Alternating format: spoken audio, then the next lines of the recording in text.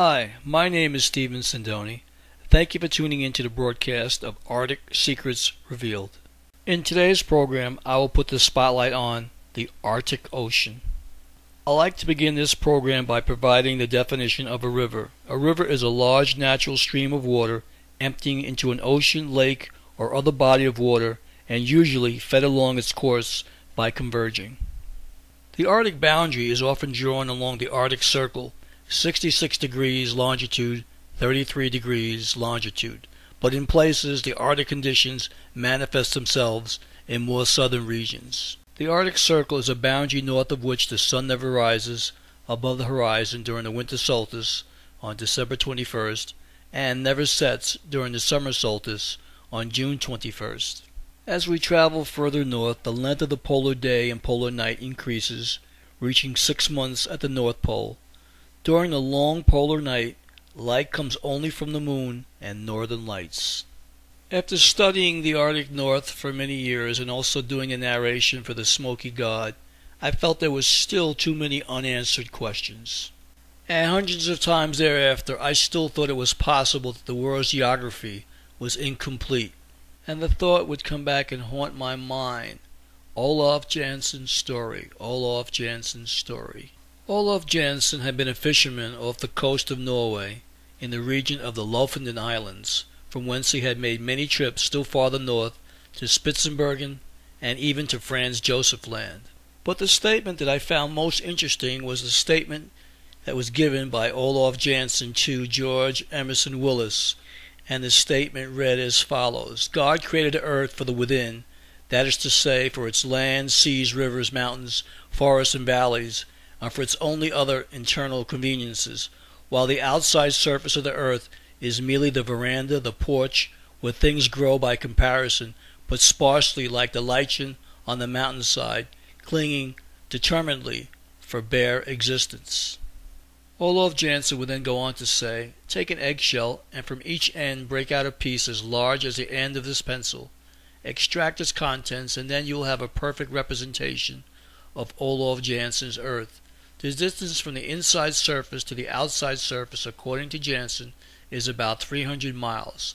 The center of gravity is not in the center of the earth, but in the center of the shell and crust. Therefore, if the thickness of the earth's crust or shell is 300 miles, the center of gravity is 150 miles below the surface.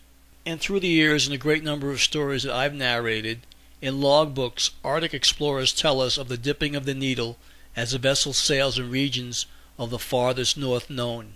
In the opening of this program, I gave you the definition of river. According to Olaf Jansen, in the beginning this world of ours was created solely for the within world, where are located the four great rivers, the Euphrates, the Pison, the Gihon, and the Hiddekel. And interestingly enough, these same names of rivers, when applied to streams on the outside surface of the earth, are purely traditional from an antiquity beyond the memory of man. And on the top of a high mountain near the fountainhead of these four rivers, Olaf Jansen, the Norseman, claims to have discovered the long-lost Garden of Eden, the veritable navel of the earth, and to have spent over 2 years studying and reconnoitering in this marvelous within land, exuberant with stupendous plant life and abounding in giant animals, a land where the people lived to be centuries old, after the order of Methuselah and other biblical characters, a region where 1/4 of the inner surface is water and 3/4 land, where there are large oceans and many rivers and lakes, where the cities are superlative in construction and magnificence, where modes of transportation are as far in advance as ours, as we are, with our boasted achievements, are in advance of the inhabitants of darkest Africa. The Old Norsemen also maintained that from the farthest points of land on the islands of Spitsbergen and Franz Josef Land, flocks of geese may be seen annually flying still farthest north, just as the sailors and explorers recorded in their logbooks. No scientist had yet been audacious enough to attempt to explain, even to his own satisfaction, toward what lands these winged fowls are guided by their subtle instinct. However, Olaf Jansen has given us a most reasonable explanation. The presence of the open sea in the Northland is also explained.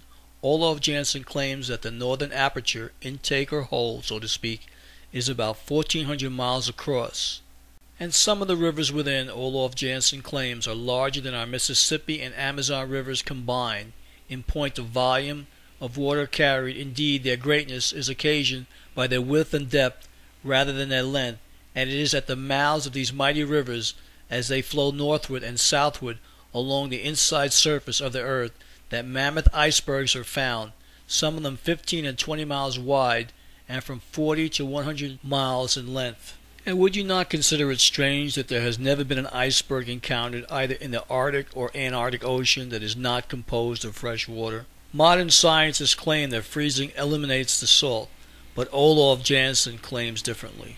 Ancient Hindu, Japanese, and Chinese writings, as well as hieroglyphics of the extinct races of the North American continent, all speak of the custom of sun worshipping, and it is possible, in the starting light of Olaf Jansen's revelations, that the people of the inner world, lured away by glimpses of the sun as it shone upon the inner surface of the earth, either from the northern or the southern opening, became dissatisfied with the smoky god, the great pillar or mother cloud of electricity, and weary of their continuously mild and unpleasant atmosphere, followed the brighter light, and were finally led beyond the ice belt and scattered over the outer surface of the earth through Asia, Europe, North America, and later Africa, Australia, and South America.